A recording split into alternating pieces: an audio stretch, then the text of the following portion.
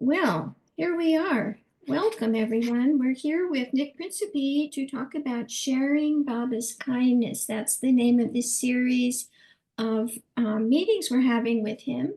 And I was just chatting with Nick, and he was about to tell me something about raising children under the guidance of the Mandali, or have I got that all wrong? You tell You're us.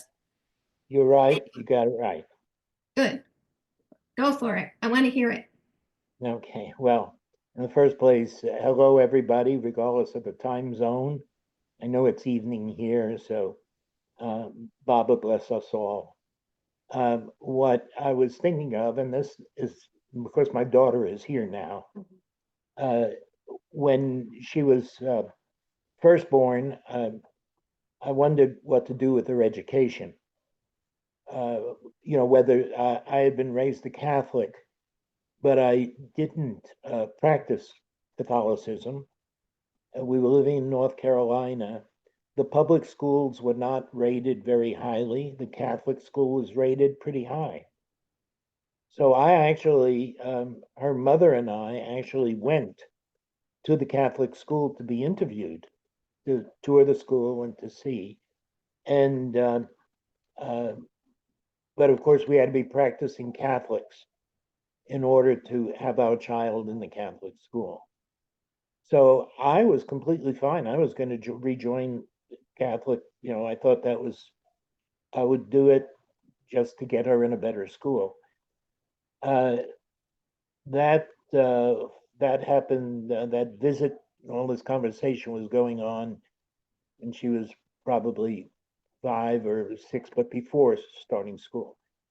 We went off to India, and we were talking to Mara about it.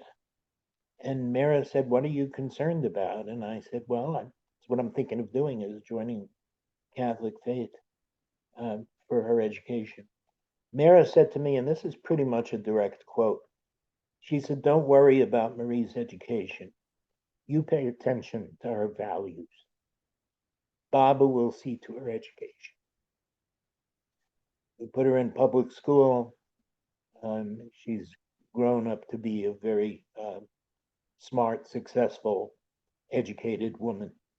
So the I don't know if you just heard the little comments from my daughter who's sitting here going, "Thank you."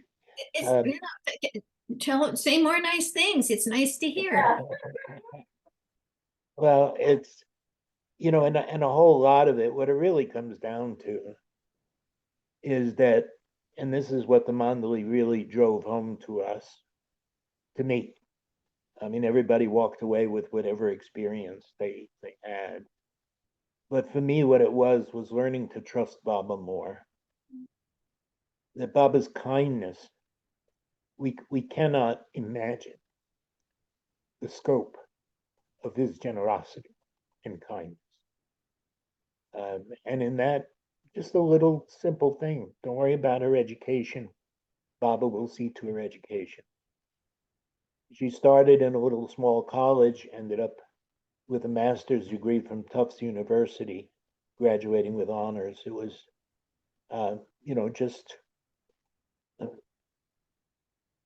watch that fulfillment of that suggestion, if you want to call it that. The Mandali never said, "Oh, you should do this or don't do that."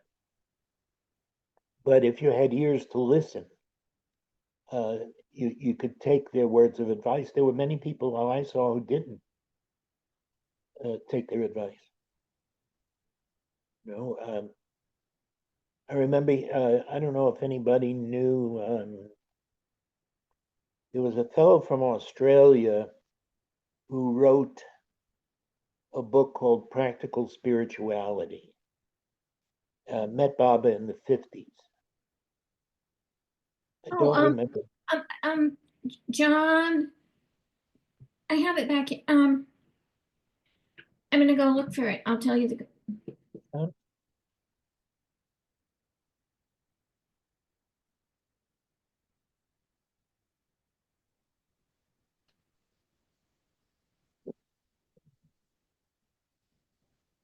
Oh, right, there it is.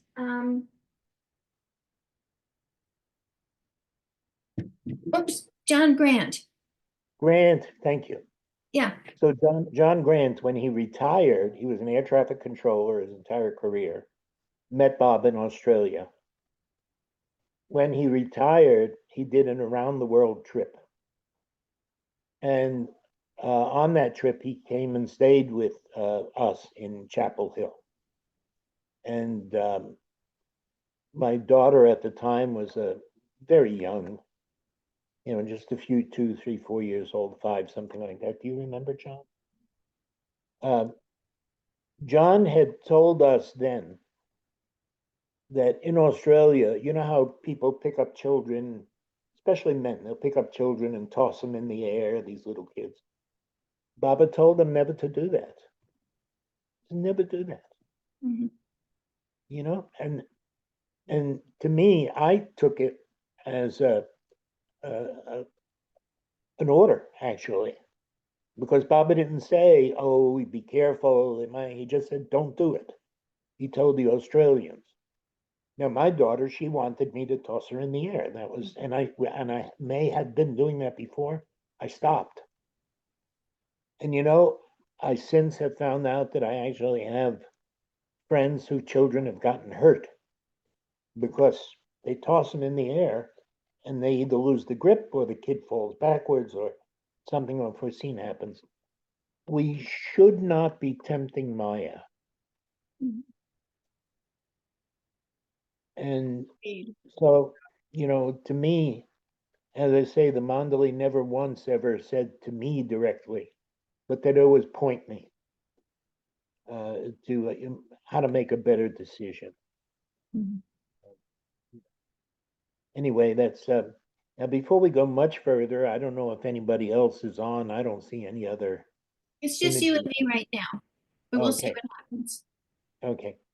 Because if anybody else comes on, I want to invite, whatever. And do you have any questions, Diane? Is there anything specific you would like? Yeah, but something that you mentioned about needing to you had to join up with the church to get your daughter into this school, Yeah. and you've just been talking, you made a few remarks about religion, and I'm wondering if you remember the Mandali ever talking about religion and people, Baba lovers, keeping up with their religion, because I know that there are some, we know Elizabeth Patterson stayed connected, although we know that she had her own reasons regarding the Baba community and being associated with her church. And there are other people who, in the Baba world, who keep up some connection, I'll say, with their religion that they grew up with.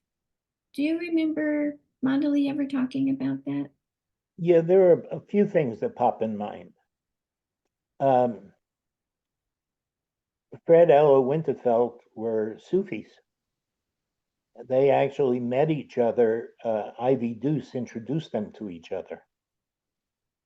So Fred has a long history, had a long history, but he said once he came to Baba, he didn't feel like he needed um, any other, sort of organized religion.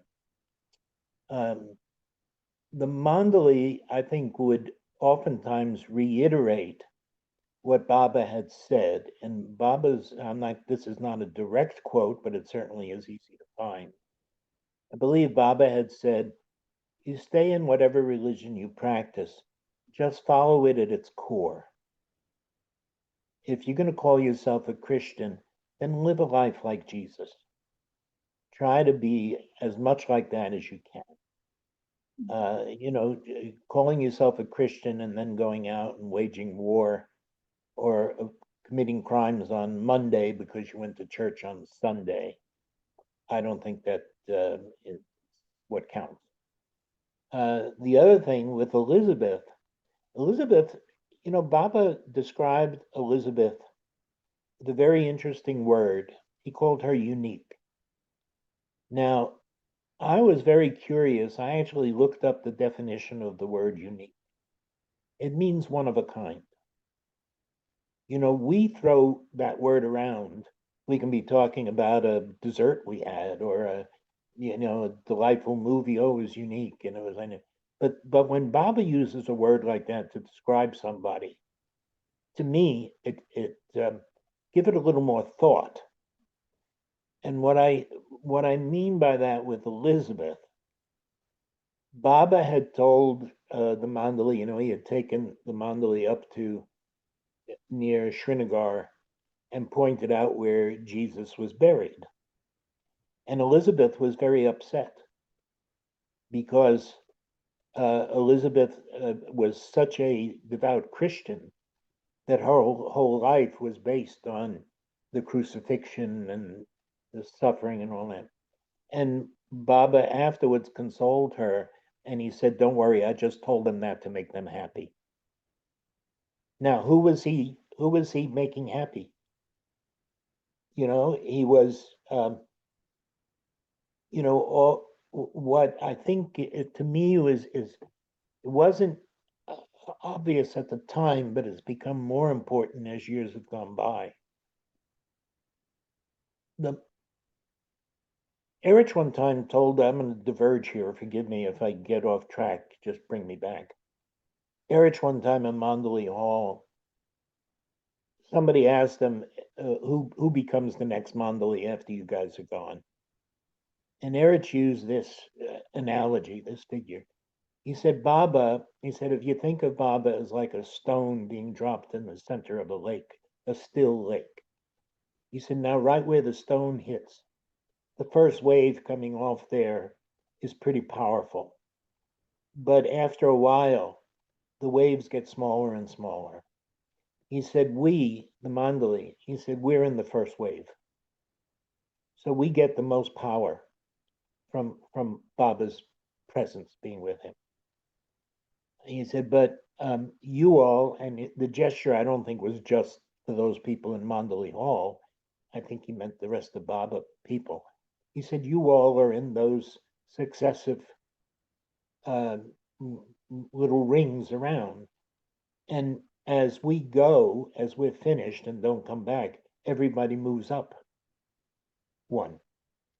So to me, my goal is to live a life that earns me a place closer to where that rock falls.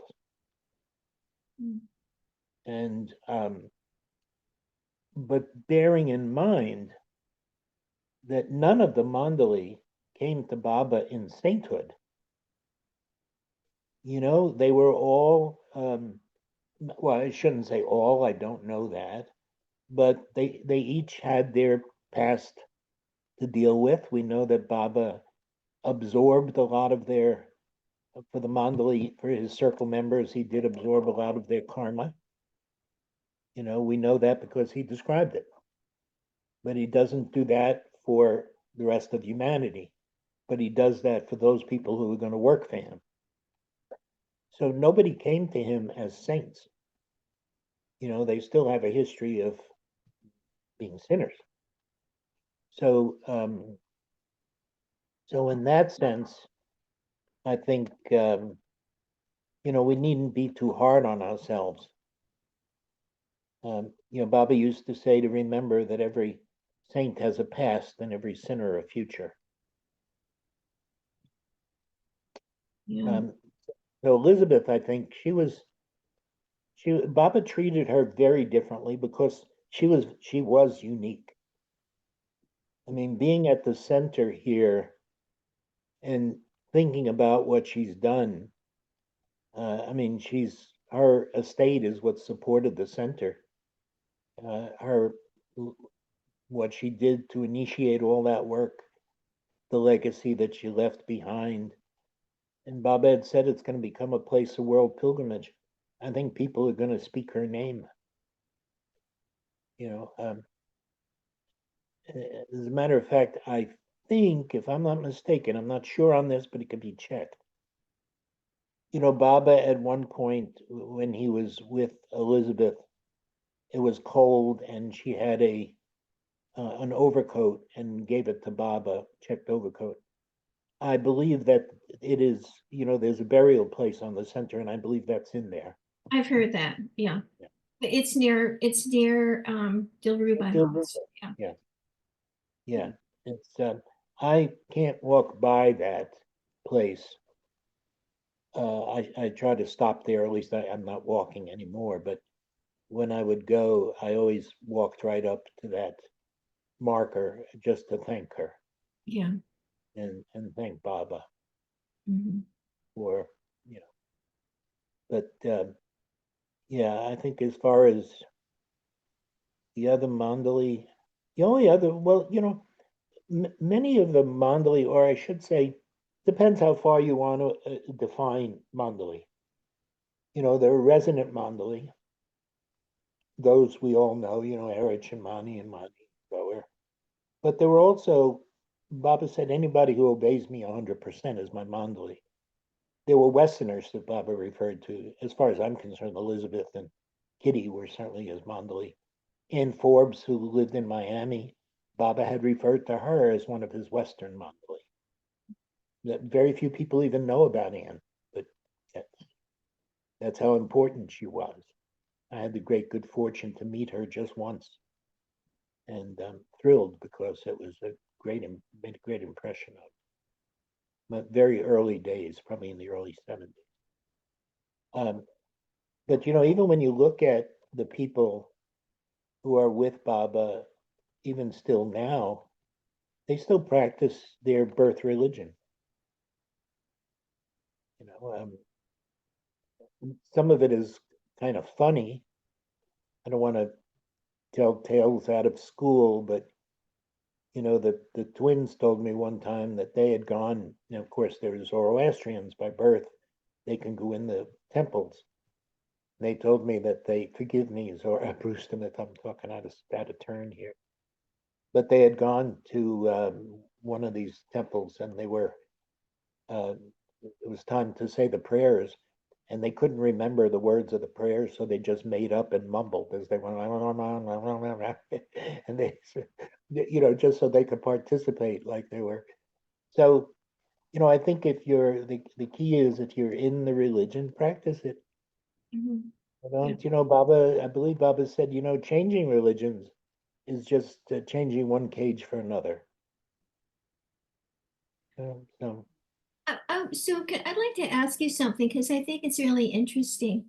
Um, in my case, I was brought up in a Jewish home, not very observant, but somewhat, the holidays, um, the bar mitzvahs, the confirmations. Um, and it really didn't mean much to me at all because I really didn't see what it meant to my parents. It was just what they did. But after being in the Baba fold for many, many years, slowly I started to develop some more appreciation of that Jewish past and of Judaism, the little bit that I know, very little, but there was a little bit of something that I started to appreciate more. And now I think it's far more fun to be Jewish than I ever thought before. And I'm wondering if, because you mentioned Catholicism and kind of finding that you were not so involved with it and then needed to re-enter to get your daughter in school. At any time, did you find that your being in the Baba fold helped you have greater appreciation for Catholicism, or was that not at all something? not at only for Catholicism, for every religion. Knowing that the avatar is one and the same, Mhm. and that every religion springs up to celebrate the advent of that individual. So it is because of that that I wanted to read the Bhagavad Gita and the Quran, and and not that I've read them in total, but I'm not. No religion scares me. My my belief is with God. The religion is, it's like celebrating a birthday, an ordinary birthday. Your birth is long over. You're 60, 70, 80 years old. Happy birthday. But it's just a tradition. So the religion, I think, um, I think of religion sort of like this. When we're young, we need structure to go to school. We need structure to learn how to socialize. We need some structure to learn how to behave in a crowd. So it's one of the reasons why schools, whether it was the intention for them to be developed or not, is not just to teach reading and writing and arithmetic, it's the socialization. People learn how to get along together. Children begin to learn a little something about authority. Children that have been very spoiled, perhaps at home by their parents, now face a stricter setup. Perhaps there are children who are neglected at home and they may find more support and encouragement in a school situation. But eventually, you go through school, you graduate, grade school, you go to high school, you go on to college, maybe you get some other degree after that, but eventually you have to go to work. And that to me is how I think of religion. Religion is the school by which we learn the basic tenets of how to worship God and how to relate to each other. And eventually, religion, I have a very warm spot for religions in many ways. For instance, Catholicism, if it wasn't for Catholicism, nothing in us, I'm a fan of Assisi. I've been to Assisi many times. Nothing in Assisi would survive except for the Catholic Church. They preserved the Francis remains, the basilicas there, all the treasures that are there. None of that would be there except the Catholic Church did it. It's in a ordinary sense, it's like the Mona Lisa, the painting. That's got to be preserved by one person or in a museum. The Mona Lisa is not something you pass around. It wouldn't exist, 5 months, it'd be shredded. So it's got to be preserved, taken care of. And I think that's a function of religion. And also because I have no question that reincarnation is important and exists, that for those souls who are early on coming into the world, religion, whether it's a shaman in a jungle or whether it's an organized religion, everybody ends up in the right place so that their onward progression, because that's what we're talking about. We're talking about the soul's onward progression from the time that we take first birth until the time that we're reunited with God. So I want to say that maybe I didn't ask the question carefully enough. What I'm referring to not as, oh, going back and enjoying that religion, but to see it with different eyes so that, for example, for example, if I hear a certain prayer, I hear it differently. And I hear the messages that we know that Baba gives us that are hidden unless you know that's what's really being said in that prayer. In other words, a greater ability to understand and see into it. You know why that's happening, Diana? What is Baba doing for us on a daily basis? He's expanding our awareness. Yeah. And that's what it is. Fred Winterfeld used to tell me, he said the spiritual journey is from here to here. What he didn't explain anything to me at the time, and I didn't think to ask him what it meant. But now, 50, 60 years later, what I take that to mean is that, when you read something, a prayer in church, you hear a hymn, you hear about Baba, you see a video, it initially sits up here. And then it takes some time. It may be instantaneous for some, for others, it may take lifetimes for that information to travel from the head to the heart. When it gets to the heart, then we own it. Then it has a different meaning for us. I think it was Adi. Uh, you know, he was he had commented that people were misusing consciousness and awareness interchangeably. And somebody asked him because it was very popular. Because people don't know, I had no idea what the difference was. I wasn't in the habit of going to a dictionary or an authority to look up the meaning. It's a word you use. So Adi, he said, no, there's a big difference. Because Baba had said that every human being was born with equal consciousness. And Adi said, yes, but we don't have equal awareness. And that's what develops over lifetime. And when this person asked Adi, they said, can you explain? Can you give an example? Adi gave a beautiful image. He said, yes. He said, let's suppose we have 10 rupees, and that represents consciousness. He said, you have 10 rupees, I have 10 rupees. We have equal consciousness. However, he said, I know I have 10 rupees. You've forgotten that you have 10 rupees. I can use my 10 rupees, you can't use yours. That's awareness. Mhm. Okay?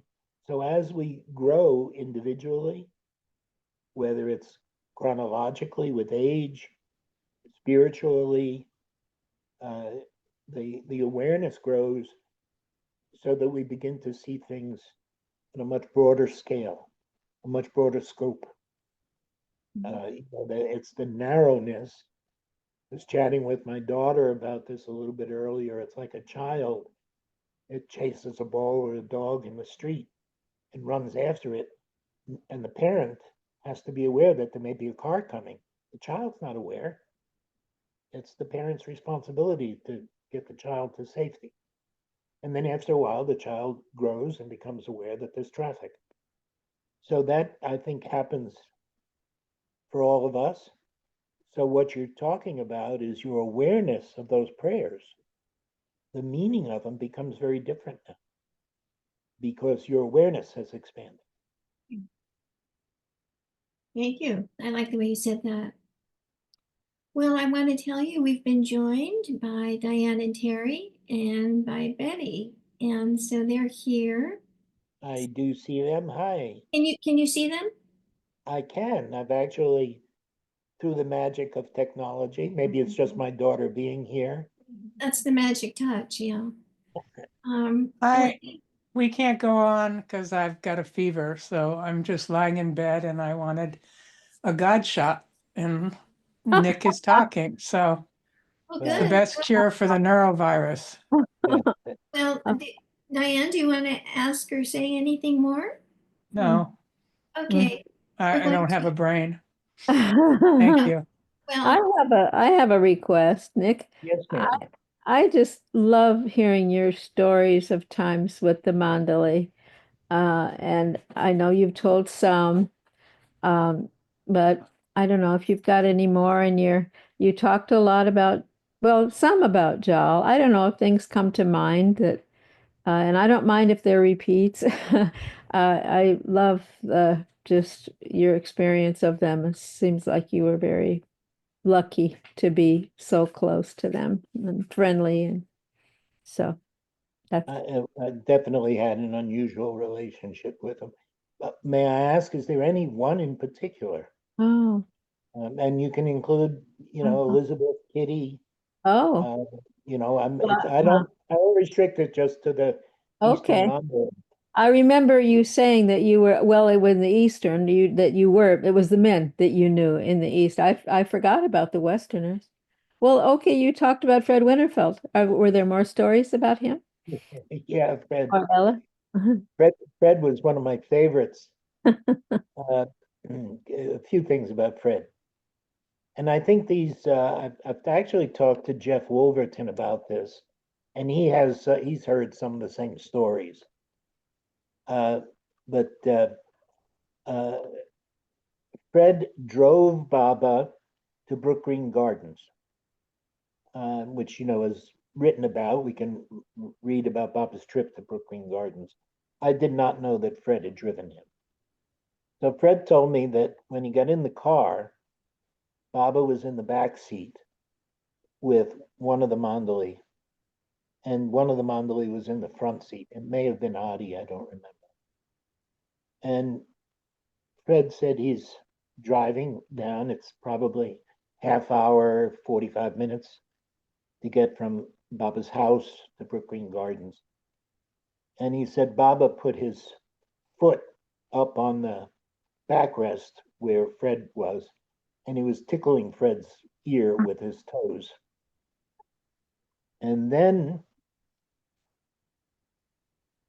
Papa, Fred told me, he said, Baba wants you to sing for him.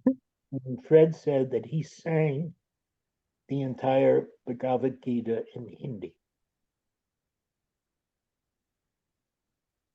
Fred sang that? He did not know it. No. And he said, and he turned Ah, and looked. He turned and looked, and he said, Baba was sitting in the car next to him, just reversed seats. oh my goodness. Wow. Oh, Yeah, that was, wow. give me, I hadn't even thought about that in 30 years. Just, Oh my goodness. So it started out that Baba was tickling his ear with his toes. um, and Fred, he told me also one point, he wanted to, and this may have been prior to the Brook Green Garden, he really had a longing to drive Baba someplace. So I think they were at the barn, and Baba asked Fred if to drive him back to his cabin, Baba's house. And Fred said, of course. And Baba asked him, and there should have been a warning right there. Baba asked him, are you sure you know the way? Uh-huh. All right. Now, Fred was the caretaker there. He said, of course, Baba, I know the way. And of course, he got lost. And he said, Baba's sitting in the back seat laughing with his hand over his face. And he said, he's driving around and around. He said, all of a sudden, there's two trees standing right there in the road. And Fred said, Baba, I don't know what happened. These trees grew up since before, when I was here before, they weren't here.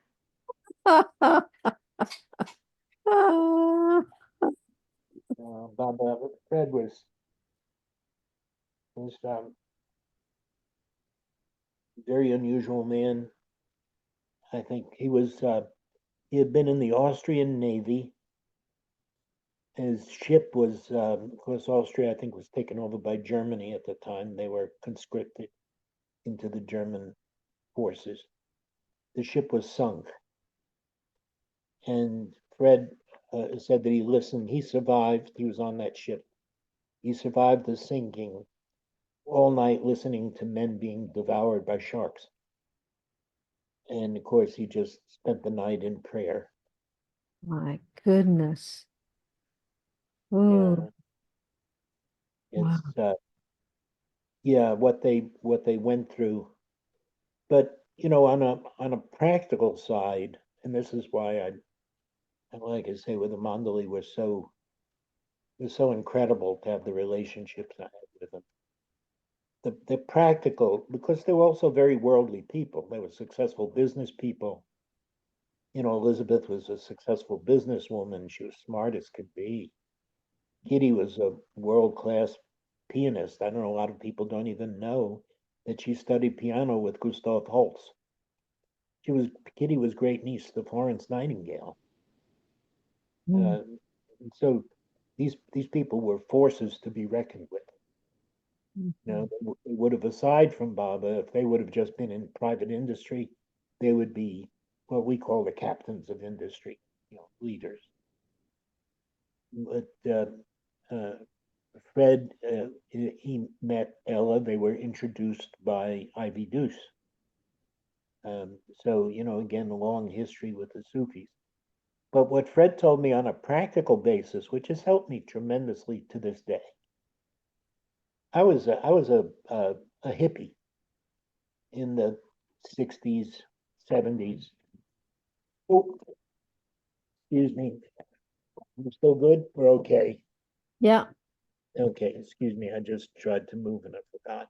I just have to stand for a minute. Is that Need to adjust the pillow? sure this might work?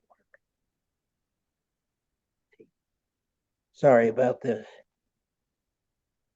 Oh, thanks to your daughter. I'm so glad that she's there to help you. Thank you. It's okay. Here. All right, we're back. So, thank you. So on a practical basis, I was a hippie. We're talking about the early 70s, 72, 74, something like that. I had been living in Florida, and I bought 70 acres of land in West Virginia in the mountains. I grew up in Brooklyn, New York, so I didn't know anything about being in the mountains. But I thought this was going to be my survival because I was expecting, as many people were in those days, I was expecting a revolution in the streets. We came close to it with the Chicago National Convention, and those people remember that, Kent State, all that. So anyway, my wife and I, we drive down from West Virginia. I would divide my time between West Virginia, trying to develop this land, build some cabins, things like that. My parents and my wife's parents were both living in Florida. So we would drive down to Florida and we would stop midway at the center and stay at the center for a few days. And then going back, we'd do the same. So anyway, so I've got this place up there. We drive to the center. And Fred, very sort of quickly says to me, why did you buy this land up in the mountains of West Virginia? And I told him, I said, well, Fred, it's for survival. He said, what survival? I said, well, if there's a war, if there's, a national revolution, we have military war, I want to be someplace safe. He said, huh? He said, tell me. He said, if you have that place, you're going to stay there 24 hours a day, 7 days a week, the rest of your life. And I said, no. He said, so now you're going to Florida. He said, suppose something happens while you're in Florida and there's a bomb. What good is that property in West Virginia doing there? If that's what you're buying it for, which is what I got it for. It was going to be my safe haven. And he said, it doesn't matter. He said, where you are, where you go. He said, if Baba's going to put you where you need to be. And that is why he said, there's no need to worry about those things. And that for me over the years has become so blatantly obvious. I live in Myrtle Beach now about 10, maybe 12 years. I had no intention of retiring here. I had a beautiful home in Chapel Hill. I was there 35 years. The Mandali visited there. We had Baba meetings there for years. I was in a car accident. And all of a sudden, I couldn't take care of the house. I was a month away from bankruptcy. I lost my income. Everything I used to do myself, I now had to hire people to do. My daughter, who was getting ready to go to grad school that fall, she said, Daddy, I'll stay home and take care of you. I said, no, you go, you have to live your life. And I put everything up for sale. gave stuff away, gave a ton of stuff away, auctioned stuff off, did whatever I could. And the interesting thing to see also where Baba's hand is in this. I have always worked kind of in a weird way economically because I have no economic training at all. It's all instinctive. So I knew how much I needed to sell my house for in order to pay off my mortgage, to pay off credit card debt, to pay off whatever debt I needed and still have a little bit left over so that I can move someplace. My attorney, who I had talked to about filing for bankruptcy, like I said, it was about 4 weeks away. I couldn't make the next mortgage payment. 4 weeks away from filing for bankruptcy. No income at all, just dried up. No health insurance. No, excuse me. I did have, I think I might have had some VA insurance at the time. Anyway, my attorney said, I've got a friend of mine.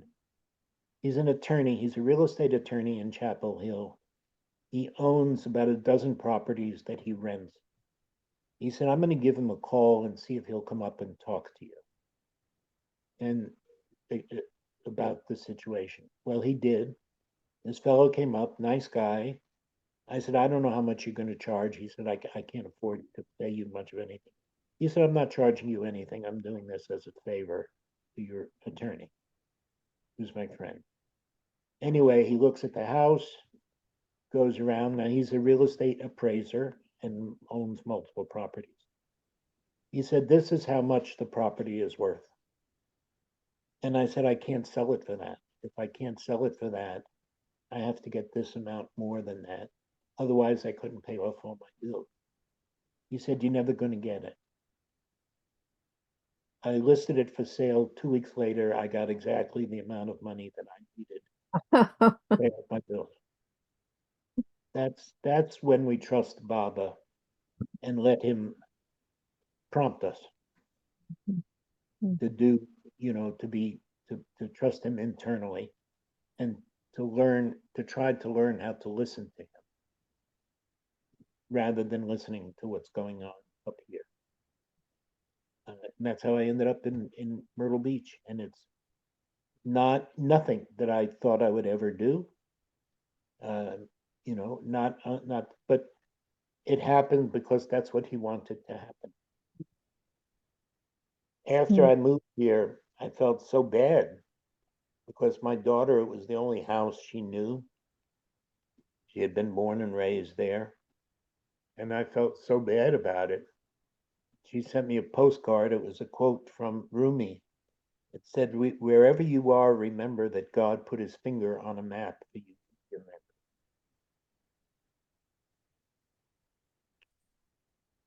So, yeah, so, I know you asked about a Fred Winterfeld story, but that's the impact that these people had on my life. One other thing with Fred, he died of pancreatic cancer. When my wife was a nurse, I was in nursing school. We had come back after one of our trips to India. This might have been about 81, I think, 80 or 81. Elizabeth arranged, Fred would wake up usually in the middle of the night, suffering excruciating pain. And as a matter of fact, Pine Lodge, Fred Eller referred to it as Pain Lodge. Oh, Right, oh. right. So, so Elizabeth had arranged for us to have a key.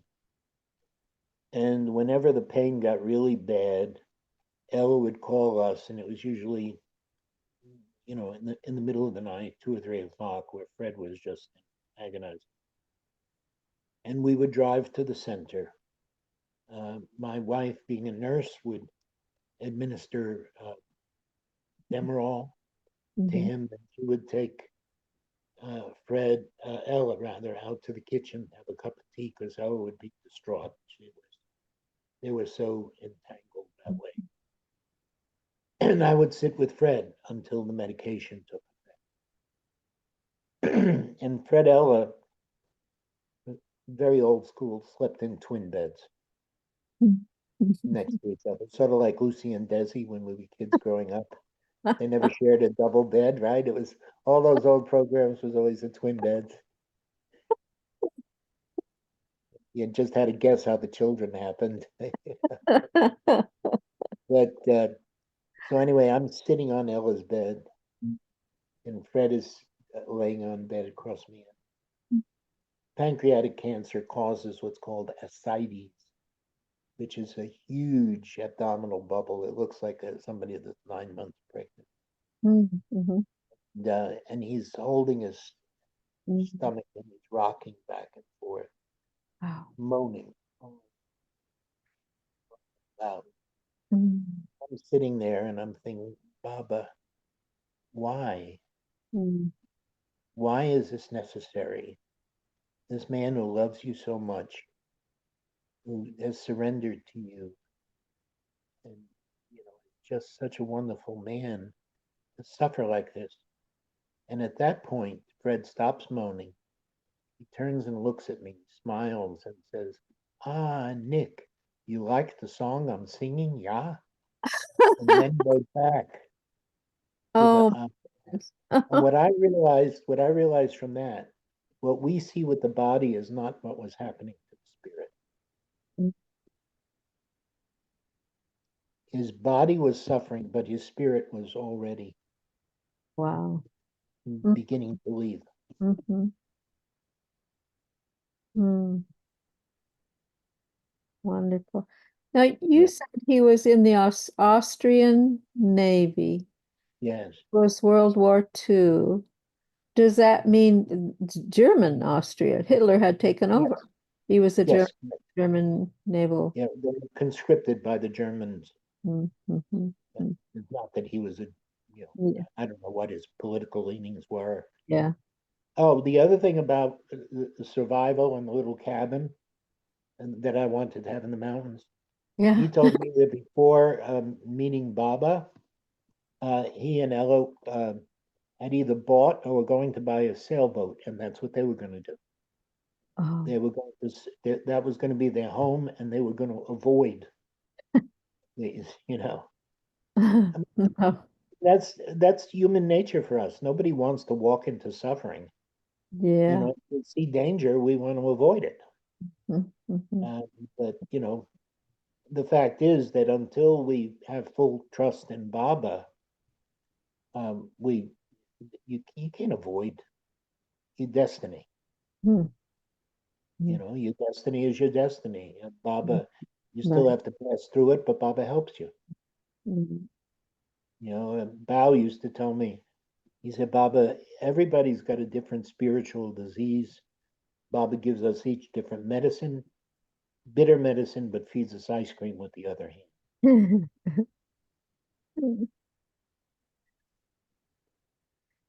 Do you So yeah, that was Fred was do you uh, know his story of coming to Baba, how he found out about Baba? not so much that I would try to repeat it Okay. Hmm. I'd have to really think about it. Yeah. Okay. And the fact that I think Jeff Wolverton is writing a book Oh, about it. oh, oh, oh. Yeah, he was also very close to Fred. But I had to, here's another little interesting thing with Fred. At the time, caused a lot of controversy among some Baba lovers. On the weekends, I would work with him at Dilruba. Uh, as I say, we're very close. They'd come up for dinner. We'd go out to lunch with them. We spent a lot of time socially together. I mean, in each other's places. Uh, Friday, Saturday, and Sunday, I would work at the Gateway. And my job was because prior to me being there, when people would drive on the center, Fred would have to go outside to make sure that everybody got out of the car to come sign in, make sure they had flashlights, all the rules that were in place at the time. So my job was to be there to do that, so he wouldn't have to keep going in and out because he was already getting elderly. So that's what happened. I would go there on Friday. As soon as somebody would drive in, I would go out, make sure everybody came in to sign in, make sure they had a flashlight, closed-toed shoes. And then at 8 o'clock, I would go lock the chain, and then I would ride with Fred Ellen. We'd go into the program. So I did this Friday, Saturday, and Sunday. Now it was an Amartithi day, and we're talking probably now about 1974. And there was about maybe an inch of snow that fell on Amartithi Day at the center. And it was really beautiful. I mean, the center was just gorgeous. If you ever had the pleasure of being there when it snowed, it's just gorgeous. So we're going out to Fred's car, and there's a copperhead coiled in the snow right at the driver's side front tire. Oh, no. Now, at the center, if you've ever noticed, there's shovels every place, and that's what that's for. So Fred told me, he said, take the shovel and kill the copperhead. So I did. I took the shovel and tossed it into the woods. We get in the car, we go. By the time the program was over, somehow or other, the word had gotten around that I had killed a snake. And at that time, some people got really upset.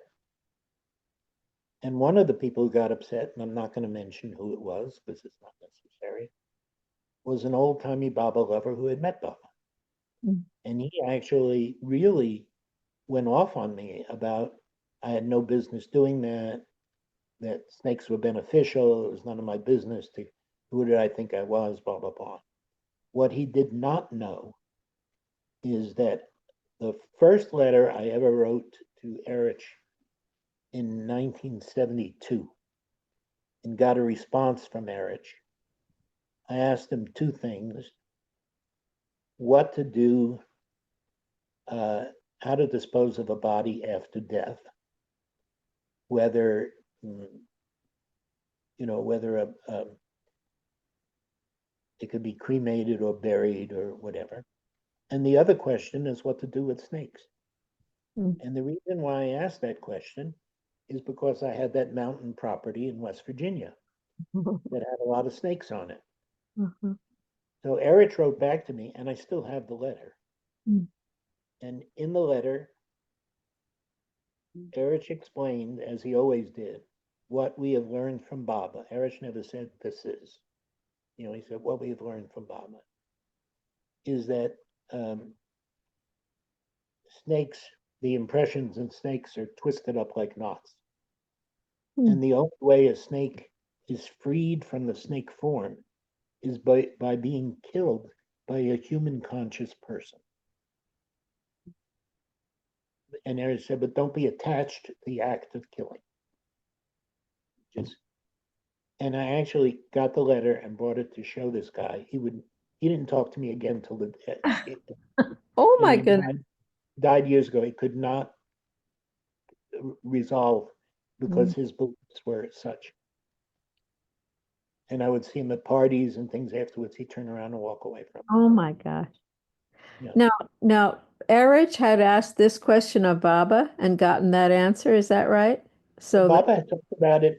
There were many times where Baba talked about it. yeah. If you read about the early days in Mehrabad, there were snakes everywhere.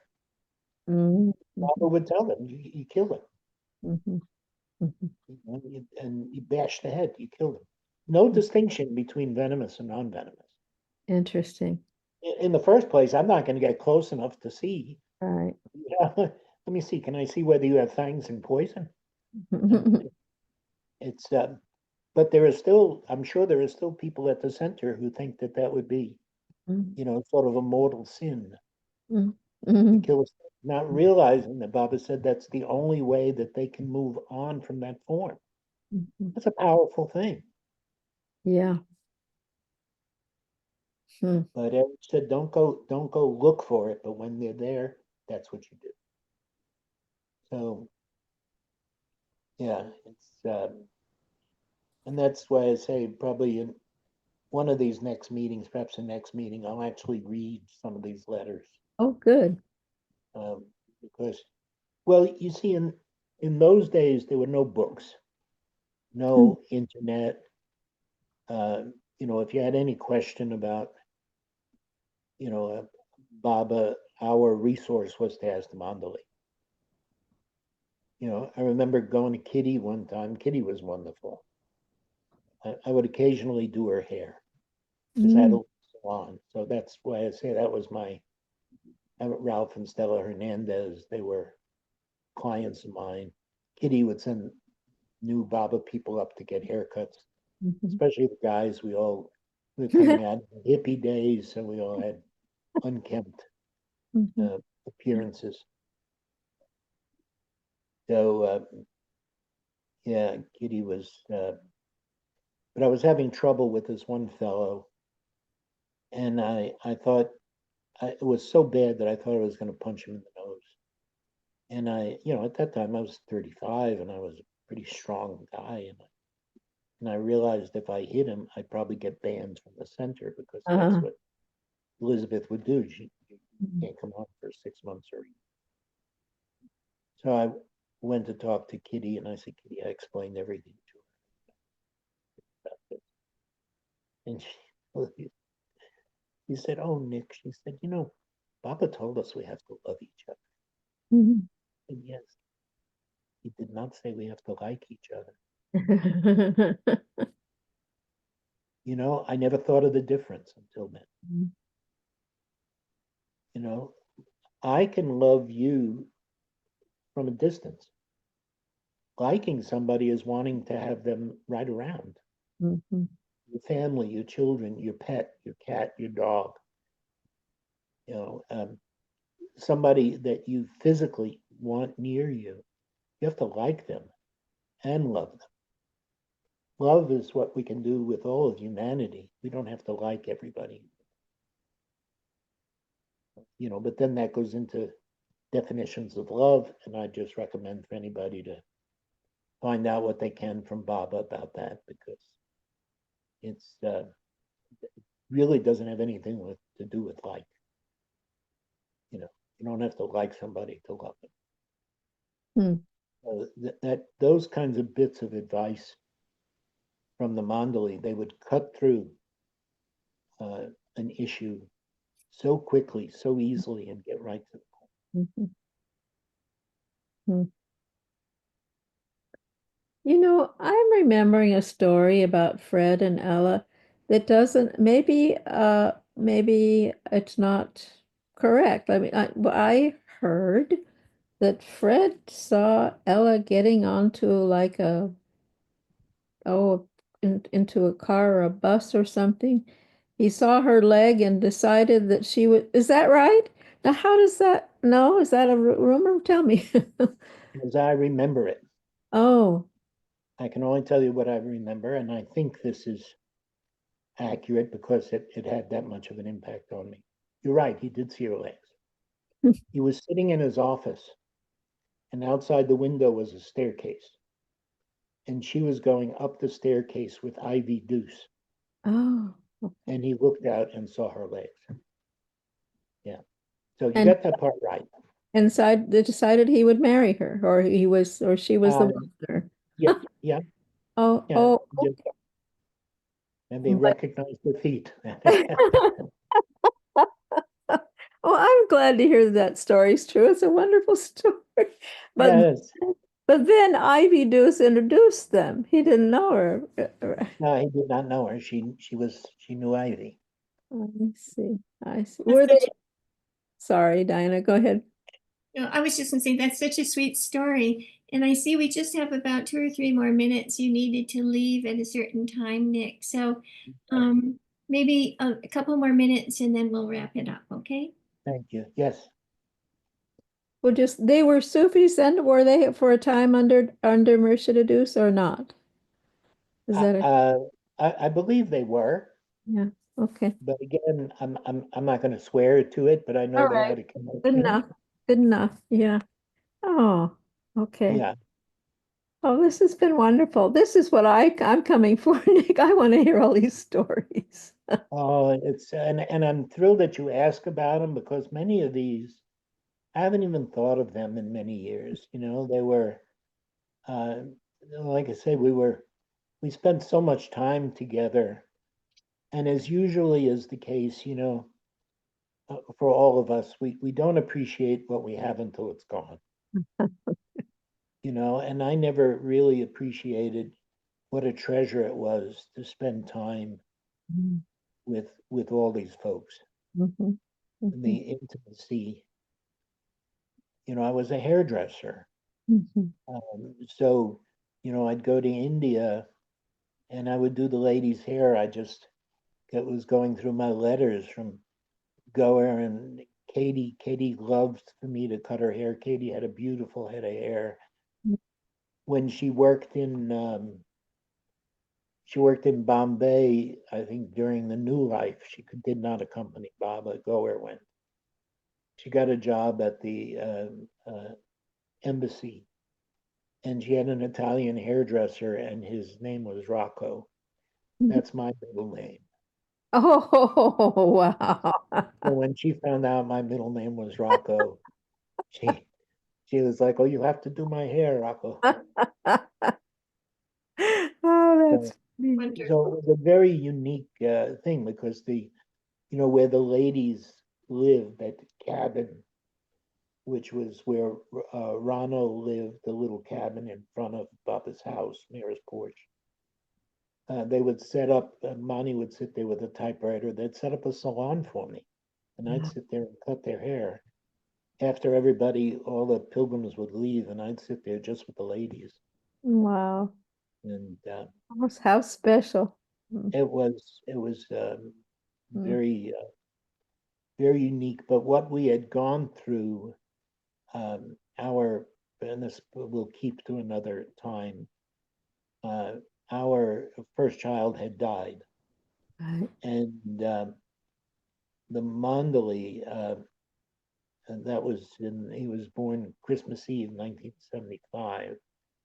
We went to India that June, and the Mandali knew all about it, Mhm. and they really took us under their wing, Mm, especially my wife at the time, mhm.